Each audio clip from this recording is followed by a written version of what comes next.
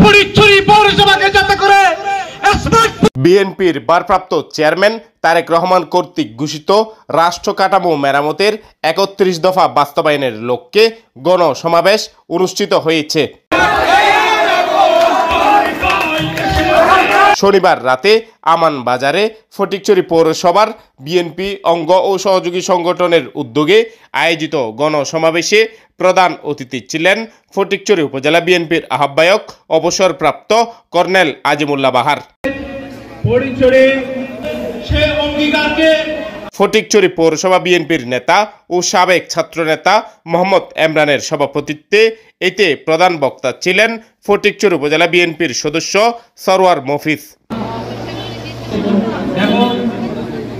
পৌরসভা বিএনপির সদস্য মৌলানা নুরুল আলমের সঞ্চালনায় এতে বিশেষ অতিথি ছিলেন উপজেলা বিএনপির সদস্য সচিব জহির আজম চৌধুরী, সদস্য ইদ্রিস মিয়া ইলিয়াস, শওকতুল্লাহ চৌধুরী, নাজিরহাট পৌরসভা বিএনপির আহ্বায়ক এজাহার মিয়া, গণফোরাম থেকে বিএনপিতে যোগ দেয়া অ্যাডভোকেট লিয়াকত আলী চৌধুরী, লেলাং ইউনিয়ন বিএনপির সভাপতি সরওয়ার হোসেন, উপজেলা শ্রমিক দলের সভাপতি নুরুল আলম মেম্বার, উপজেলা মহিলা দলের সভানেত্রী তসলিমা আক্তার মনি, ফটিকছড়ি পৌরসভা শ্রমিক দলের সভাপতি মোহাম্মদ জামাল উদ্দিন সহ আরও অনেকেই। এতে অন্যান্যের মধ্যে বক্তব্য দেন নুরুল আজম, নাসির উদ্দিন শিকদার, ইঞ্জিনিয়ার বেলাল উদ্দিন মুন্না, নুরুল আফসার চৌধুরী, জয়নাল আবেদিন চৌধুরী দিদার, কামাল উদ্দিন, এমদাদ হোসেন, আব্দুল্লাহ আল মামুন, আকরাম চৌধুরী, তানবীর চৌধুরী সহ বিএনপি যুবদল, ছাত্রদল, কৃষক দল, মহিলা দল, অঙ্গ ও সহযোগী সংগঠনের অসংখ্য নেতৃবৃন্দ। আহমেদ এরশাদ কুকন, দৃষ্টিতে বাংলাদেশ।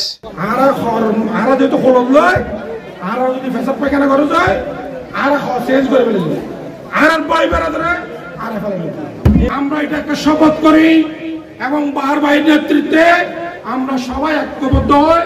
তাইলে ইন্দুরে বেড়া কাটবে, রুলাতে ধান থাকবে না, ধান নিব কই, ইন্দুরে খাই ফেলাইব, সামনে দেখতো মানুষের শান্তি দাও, মানুষের ঘরে ঘরে যাও, হইলে বুঝে কি রাজনৈতিক নেতার পরিচয়।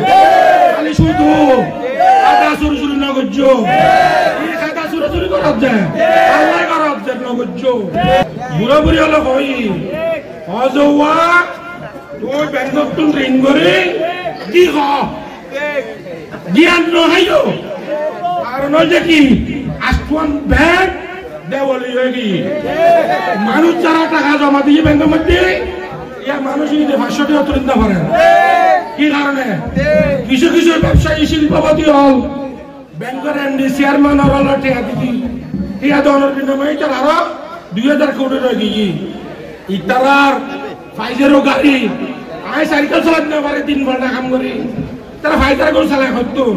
এই হচ্ছে ব্যাংকের টিয়া, জনগণের টিয়া। তারা বেহেশতের টিকিট পর্যন্ত বিক্রি করে, এমন কথাও বলেছে যারা বিএনপি করে, বিএনপিকে যারা ভোট দেবে তারা বেহেশতে যেতে পারবে না। কি নাউজুবিল্লাহ, কি রকমের কথা যে এই অপপ্রচার কিন্তু তাদের অলরেডি জানাশোনা হয়ে গেছে।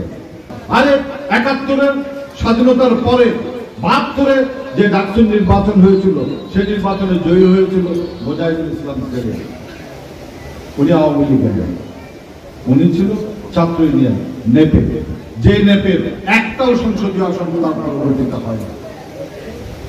তারপরে বছর যে নির্বাচন হয়েছে, সে নির্বাচন হয়েছিল জাসদপন্থী ছাত্রলীগ, তাদেরও সংসদে কোনো আসন ছিল না। মানুষ বিএনপিকেই ভোট দেয়, কোন গুপ্ত সংগঠনকে ভোট দেয় এবং ভবিষ্যতে দেবে না। বিএনপিকে নিজেদের মধ্যে বিভক্তি থেকে লাভ নাই, এগুলো হচ্ছে আত্মপ্রবঞ্চনার সামিল।